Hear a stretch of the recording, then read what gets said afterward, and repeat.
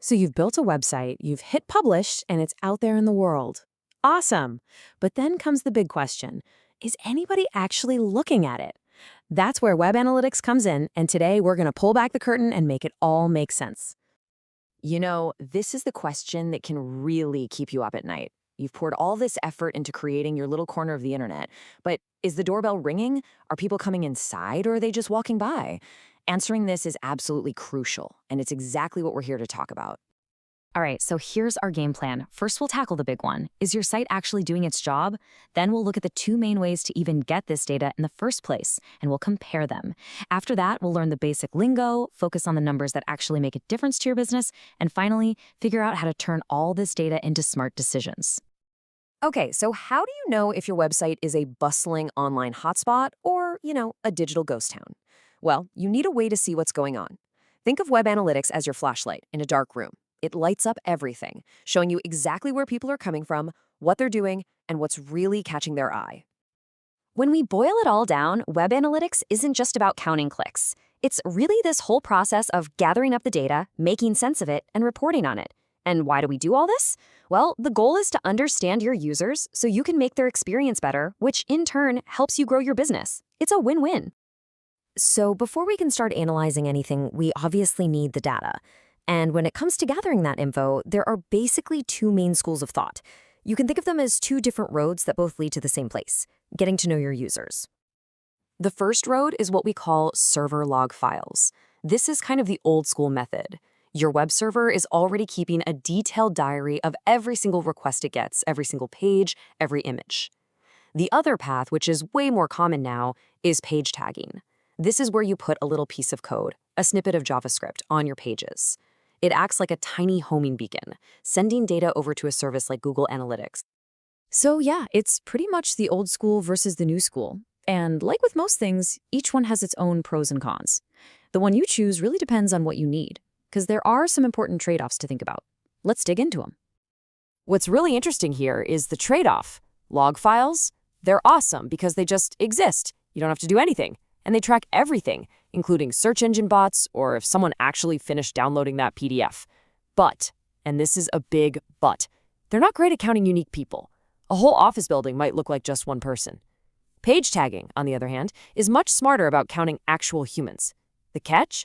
You got to put that code on every single page, and it can slow things down just a tiny bit. All right, now that we know how we get the data, it's time to learn the language. Honestly, if you can get these next three basic terms down, you'll have the foundation for understanding pretty much everything else. First up is the page view. This one's the simplest of all. Every single time a browser loads one of your pages, that counts as one page view. Simple as that. You hit refresh, that's another page view. It's the absolute basic building block of traffic. Next, we have a visit, which some people call a session. This is basically a bundle of page views from one person. So you land on a site, click around on 5 pages, and then you leave. That's one visit and 5 page views. The standard rule is that a visit ends after 30 minutes of you doing nothing. So if you go get a snack and come back 31 minutes later and click something, boom, you've just started a whole new visit. And finally, we have the unique visitor. This is the big one. Here, we're not counting visits, we're counting people. So if you go to a website on Monday, Wednesday, and Friday, you've made 3 visits, but you're only counted as one unique visitor for that week. This tells you how big your actual audience is. Look, counting visitors is cool and all, but it doesn't pay the bills. So now we're going to pivot a little. We're moving away from just counting traffic to looking at the numbers that are directly connected to your business goals, especially if you're selling stuff online. This brings us to a super important one, average order value, or AOV. For any online store, this is a vital sign. It answers one simple question. On average, how much money do people spend when they place an order on your site? Knowing this is absolutely key to understanding if you're profitable. So, why is AOV such a big deal? Let's use a real example. Say you're spending $1,000 a week on an ad campaign, and it gets you 30 new customers. A little back-of-the-napkin math tells you you're paying about $33 for each customer. Now, if your average order value is, say, $50, fantastic, you're making money. But what if your AOV is only $25? Uh-oh, you're actually losing money on every single sale. See why this is so important? And that leads us perfectly into our next metric, cost per acquisition, or CPA. This tells you, flat out, how much it costs you to get one new customer. You just take the total cost of your marketing and divide it by the number of new customers you got. The name of the game, of course, is to make sure your CPA is way lower than your average order value. So we've looked at some really important numbers, but it's so easy to get totally overwhelmed and lost in all the data. The real trick is to rise above all that noise and focus only on the numbers that really move the needle for your business. This means we're graduating from just tracking metrics to identifying our key performance indicators, our KPIs. So, how do you do it? How do you find that signal in all the static? How do you separate the numbers that are just kind of interesting from the ones that are mission critical? The answer is all about defining and keeping a close eye on your KPIs. This quote right here just nails it. A number by itself doesn't really tell you much. Is an average order value of $128 good? I don't know, maybe. But knowing that it's up 17% compared to last month, now that is a story.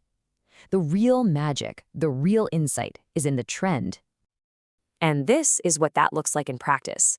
This is a simple KPI dashboard. Notice, it's not just a list of numbers. It's comparing this period to the last one and showing the percentage change. And that immediately tells you where to look. See that warning at the bottom? The percent of orders from repeat customers is down. That's not just data. That's your website yelling, hey, pay attention to me. Maybe we should look at our customer loyalty program. And please don't be intimidated by setting something like this up. That really powerful percent change number comes from some super simple math.